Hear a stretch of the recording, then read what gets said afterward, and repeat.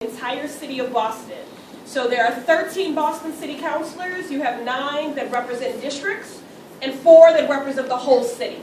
And I'm one of the 4 representing the whole city. So that is 617,000 people, 22 neighborhoods. I'm currently the only woman serving on that 13-member body and the first woman of color ever elected. So,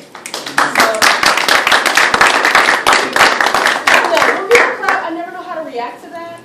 It's not because of some contrived humility. It's because I think it's a sad commentary. So the city council is 102 years old. And in 102 years, before my election in 2009, there had never been an African American, Latina, or Asian woman to serve on that body. And in 2013, I'm the only woman serving that 13-member body. So I appreciate the applause. I think it is indicative of progress. Lately, especially now that we're in Black History Month, I've had that Sam Cooke, "A Change Is Gonna Come" song on my head, on repeat, and not because everyone keeps auditioning for it with Idol. I wish they'd stop it. Let me just is the talent awful on Idol this year? I'm just voice. I'm a voice person, all the way. But anyway, the point is, I've had that song on my head, "A change is gonna come," because change is in fact coming. And, unfortunately, it's coming incrementally. But I celebrate that change. So my win, my historic win in 2009 and my re-election in 2011 is a personal achievement, but it's really a collective and shared victory. And that's what I want you to feel. It's some personal pride and stakehold in my win, because I think that as an ally to the LGBT community and as a woman of color, that is a victory for all of us. Because the advocacy from that body is going to be strengthened by the fact that they have someone that has a different life experience. And that's really the value of diversity. As I always say, it's not for some sort of moment to backpat ourselves or put out cute press releases or, sing Kumbaya. That's not what diversity is about. Diversity is about a diversity of perspective and opinion and thought. And I believe that government is strengthened by that.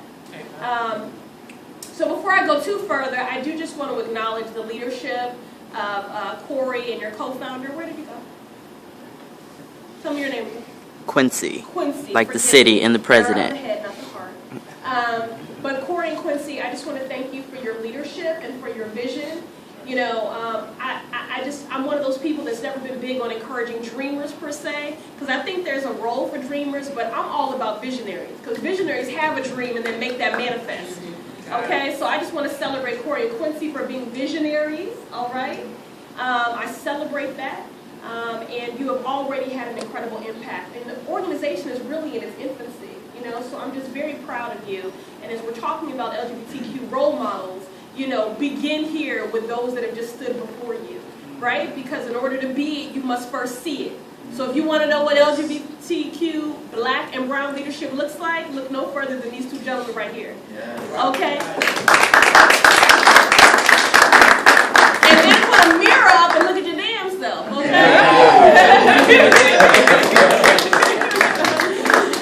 Because it is a Saturday and it is cold and you can be asleep or running errands and doing a billion other things. But the fact that you made it a priority to be here is certainly not a testament that you came to see me. I'm not extraordinary. It's a testament to you, that you care and you're about change. And so I just applaud all of you and then thank you. So I'm going to talk really quickly sort of about my origins and then, why I'm an ally to the community and why I believe developing this pipeline is so critically important. And then hopefully I can take questions and make it more interactive. Okay, because I don't want this to be like a lecture, So I am on trend politically. I am from Chicago, so I'm another Black progressive Paul that came from Chicago to Massachusetts to make history. I'm in good company. Our good governor, Deval Patrick, Barack Obama, so it's good things happening in Chicago, and even better things happening here now in our Commonwealth. So I'm originally from Chicago. I was raised by a single parent. My mother was my shero, my bedrock, my foundation. She was my shero because my father struggled with drugs and was in and out of jail in our lives. And my mother really persevered to keep it all together. It's not a unique story, but it's my story. I'm very proud to say that when my father got clean, he got straight, and he's gone on to write and teach on a college level. He's a published author. I'm very proud of him. But, we lost 16 years together. So, we're doing the hard work, every day at rebuilding our relationship. But when he was absent and in the throes of that addiction, it created great trauma and dysfunction for our life.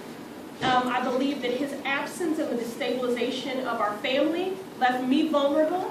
I am a survivor of a childhood sexual abuse of a decade, and also sexual assault as an adult.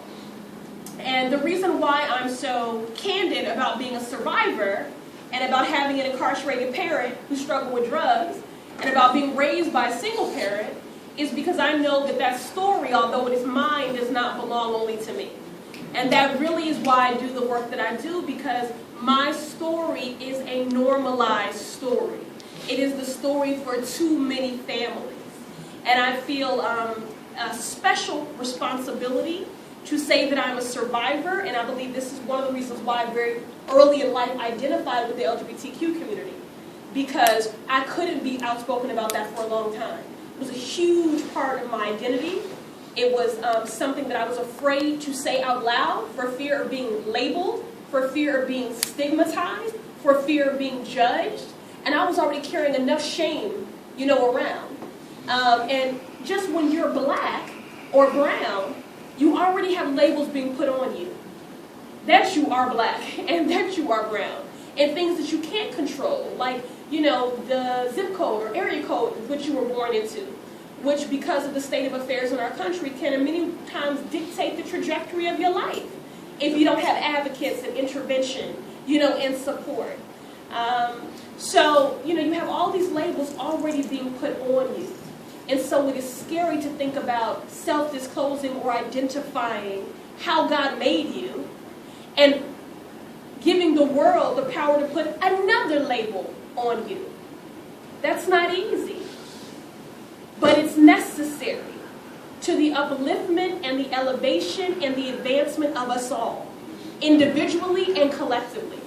I think Winston Churchill said it best when he said, "Do not pray for lesser burdens, pray for stronger backs." So that is my prayer, that we all have stronger backs. I'm not one of, now listen, I am an unapologetic progressive. I champion diversity and inclusion. What I do not champion, and for those of you who might like the word, I don't like you any less, but you will never hear me use the word tolerance, because that's not progress to me. I don't want to be tolerated. I want to be understood. And if we're not doing the work about fostering understanding, then shame on us.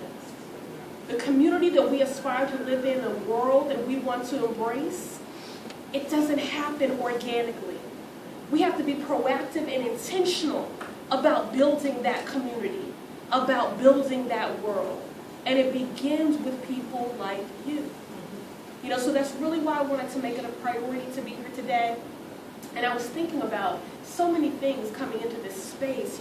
I was thinking about my birthday being tomorrow. I'm turning 39. And I was thinking about, today and coming to you and some of my LGBTQ influences of color, particularly when it comes to the arts. James Baldwin and Langston Hughes and Audre Lorde. Langston Hughes' birthday was yesterday, actually. And Rosa Parks' birthday is today. She would have been 100. So I don't know who else. Whose birthday is tomorrow? My birthday. We need to find that out. See if I'm in good company. But in any event, so I'm going to turn it over to questions, because I would like for this to be interactive so I can get exactly to the meat of, what it is you might be looking to hear from me or learn from me or challenge me in my thinking, because I could just get up here and talk to you about all my policy initiatives that I believe you're benefiting from and why I'm an ally to the community. I'm happy to do that. But I really just wanted to come and have a conversation with family. And so, again, I hope that